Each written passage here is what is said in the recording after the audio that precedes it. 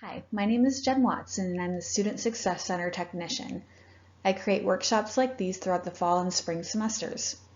If you ever have any questions about a workshop, feel free to contact me. My contact information will be included in the last slide. During the spring semester, many students are beginning to think of life after college, and a part of that is creating a resume that you will use to get a job. It is important to build a resume throughout your school career and keep building it throughout your work career. The more you keep your resume up to date, the easier it will be to apply for jobs or promotions when they present themselves to you. This workshop is based on the formatting of resumes. I will use one example of a resume that is built for applying to a management position at a restaurant. However, you may tailor your resume to whichever position you are applying for. I do suggest that you keep different types of resumes saved, for example, one general resume and one that is specific to the career you are interested in. Of course, there are thousands of sample resumes that you can find on the internet. Feel free to use them to become more familiar with the vocabulary and format for those careers. You will also find that resume builders are available for free and some that you can pay for. I suggest that you create your own version in Microsoft Word so that it is easy to change as you change. Resume builders tend to lock you in and can be difficult to change in the future. Popular formats can also be repetitive for employers to look at, so it is important to not use the same template as everyone else. Today I will show you how to create the contact information, objective, education, experience, and honors and activities sections of your resume. Some of these sections can be interchangeable depending on the position you are applying for.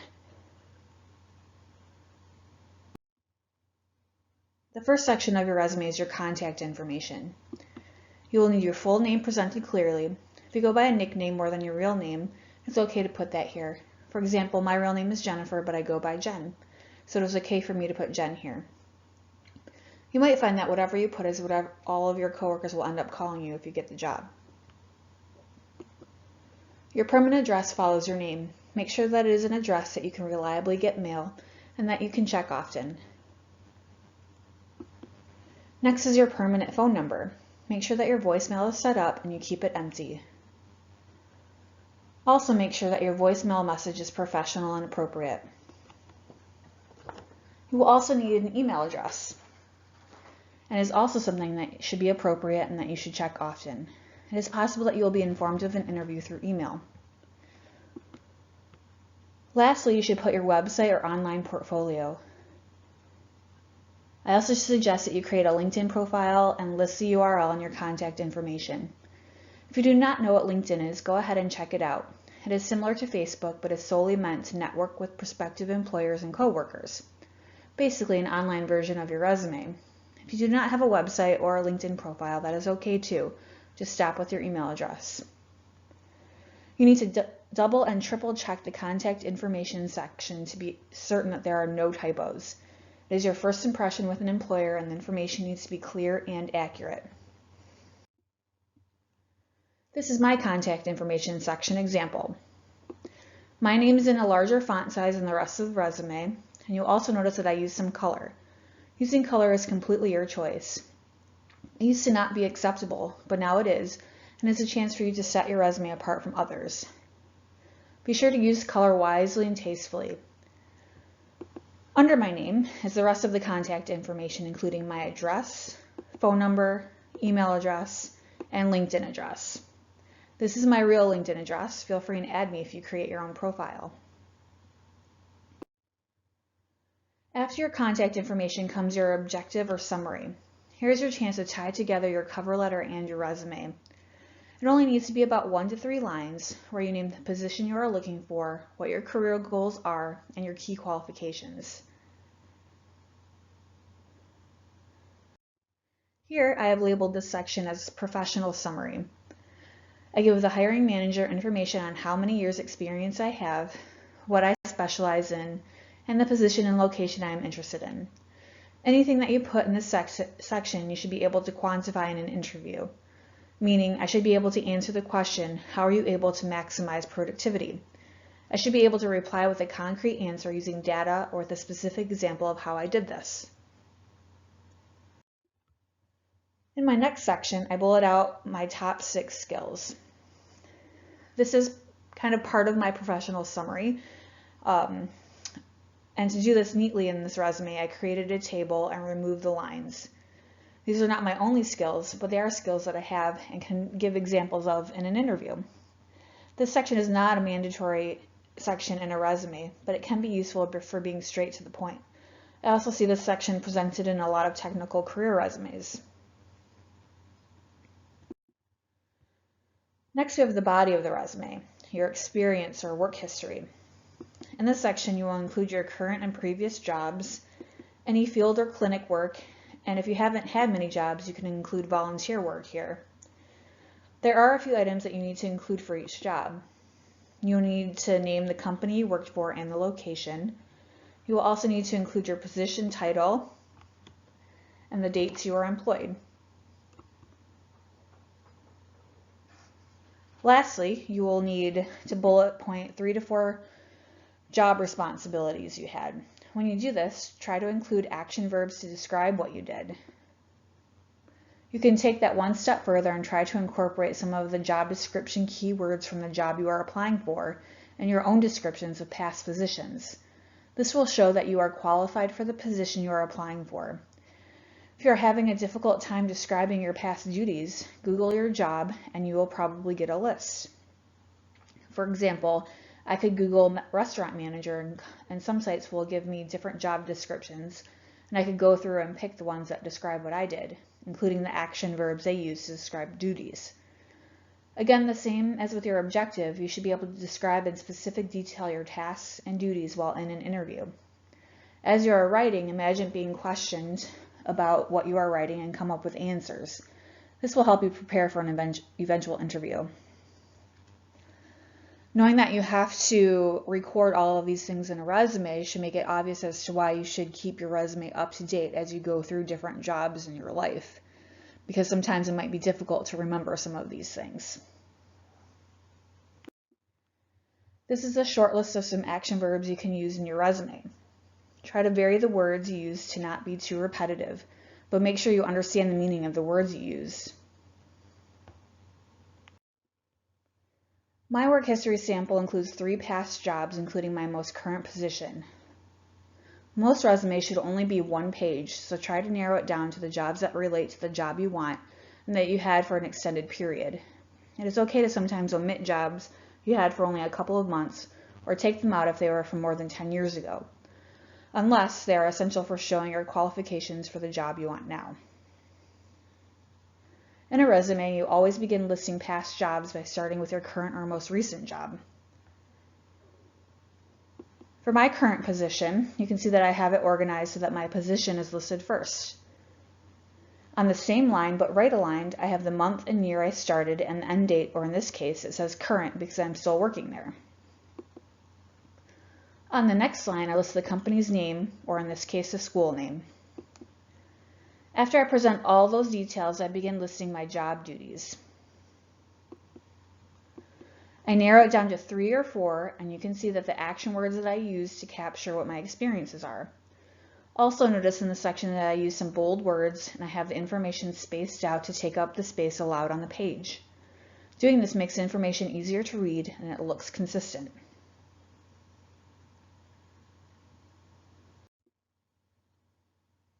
After my work experience section, I have my education section. In this section, you will list the schools that you have attended. Most of the time, it is not necessary to put your high school or GPA from high school. You will need the location of the schools you went to and the date of your graduation or your anticipated date of graduation. You will also list your degrees and any certifications you got at school. It is not necessary to include your GPA unless you had a 4.0.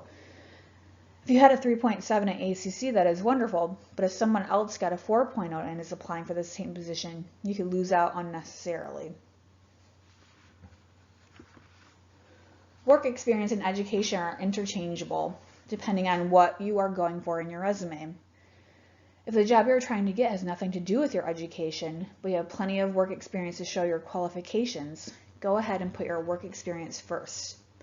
If it is the other way around and you are applying for a position that has to do with your education, but not your work experience, then put the education section first. In my education example, you can see that it looks similar to the work experience section. I have it organized so that my degree and certification are listed first, then right aligned is the date I completed. On the next line, I show the school I attended and the location. Please remember not to expect every possible employer to know what ACC stands for. You should always spell everything out that you can, so it should be Alpena Community College. I went to OU, but I write out Oakland University because not everyone will understand what I mean by OU.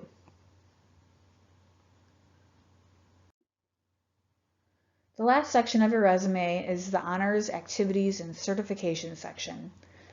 This can really be what you want it to be. It can include information like academic awards and scholarships you have received. It can include any kind of leadership you have been a part of or any volunteer work you have done. It can also include things like CPR certifications or anything else that might show the range of your experience. Remember that you only have one page, so you will probably have to narrow down what you put. So make sure that it is relevant to the position you are applying for. This section is meant to show or give evidence that you are involved in the community outside of work and that you're always trying to be well-rounded. It can also show your uniqueness and help you stand out in a crowd.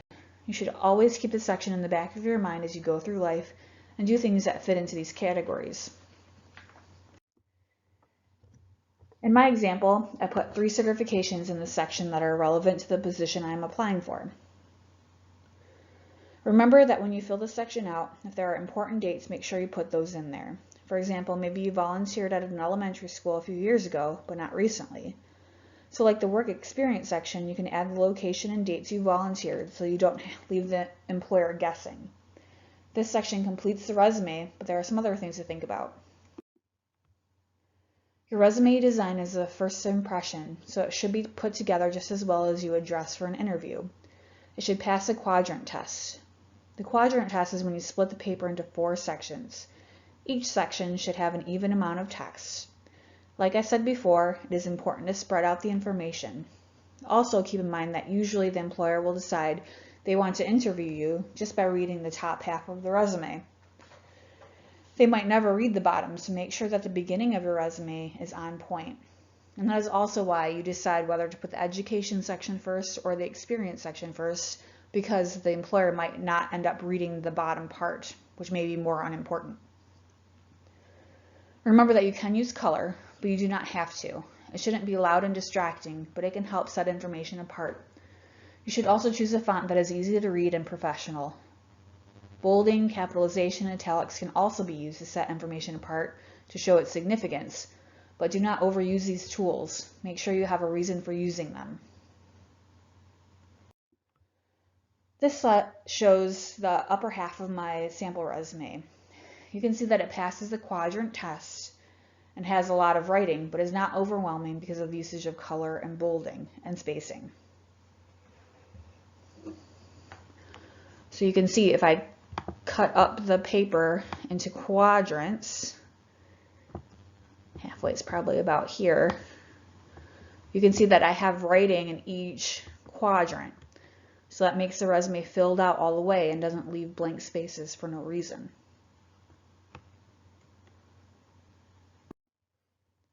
Finally, here are some takeaways when creating your resume. Stay away from adding unimportant or information that is not relevant to the job. Also, pay attention to the wording in the job posting and tailor your resume to answer and match what you find there while being truthful. Most jobs have many responsibilities, more than just 3 to 5 or 3 to 4. You must choose wisely on what you actually put in your resume, what you thought was the most important.